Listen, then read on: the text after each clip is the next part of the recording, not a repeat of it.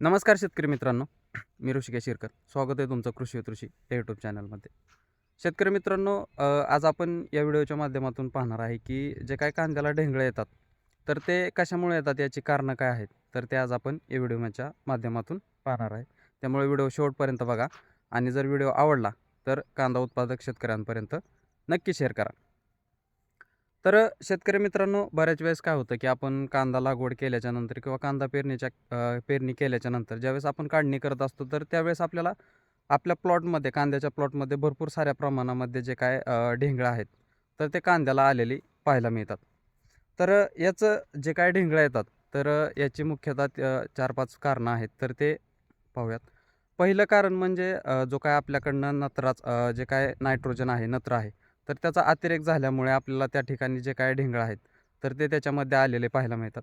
शेतकरी मित्रांनो, याच्यामध्ये जे काय आपण नत्र वापरत असतो, आपण युरियाच्या माध्यमातून असू द्या किंवा इतर जे काही 24-24 असू द्या, याच्या माध्यमातून वापरत असताना याचं जो काही कालावधी आहे, तर तो हा आपल्याला एक 55 ते 60 दिवसापर्यंतच आपल्याला या नत्राचा वापर त्या ठिकाणी करायचा आहे. त्याच्यापुढं जर गेला तर आपल्याला जे काही ढेंगळं आहेत, तर ते त्याच्यामध्ये आलेले पाहायला मिळतील. दुसरी गोष्ट म्हणजे जो काय आपण पाण्याची नियमितता आहे, तर ते याच्यामध्ये राखणं खूप गरजेचं आहे. जर कंटिन्युअसली सारखं तुम्ही जर त्याच्यामध्ये ओलावा टिकवून ठेवत असाल किंवा सारखं जर पाणी देत असाल किंवा ड्रिपनी देत असाल, तर त्यावेळेसही आपल्याला त्या ठिकाणी जी काही कांद्याची फूट आहे किंवा कांद्याला ढेंगळं आलेले आहेत, तर ते त्याच्यामध्ये पाहायला मिळतील.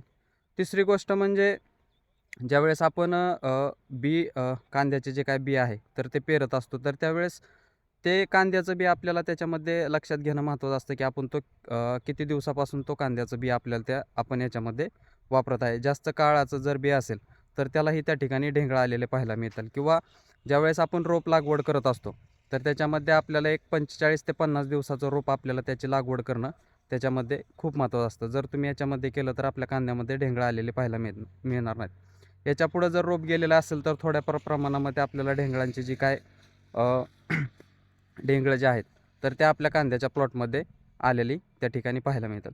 याच्या व्यतिरिक्त जे काय नैसर्गिक कारण आहे, तर त्याच्यामध्ये जर पाहिलं तर थंडीच्या नंतर अचानक जर ऊन वाढलं, तर त्यावेळेसही आपल्याला त्या ठिकाणी ढेंगळं आलेली पाहायला मिळतात. जे काय आपला कांद्याचा प्लॉट आहे, तर त्याच्यामध्ये आलेली पाहायला मिळतात. शेतकरी मित्रांनो, हा व्हिडिओ तुम्हाला कसा वाटला हे कमेंटमध्ये नक्की सांगा आणि जर आवडला असेल, तर कांदा उत्पादक शेतकऱ्यांपर्यंत नक्की शेअर करा. धन्यवाद.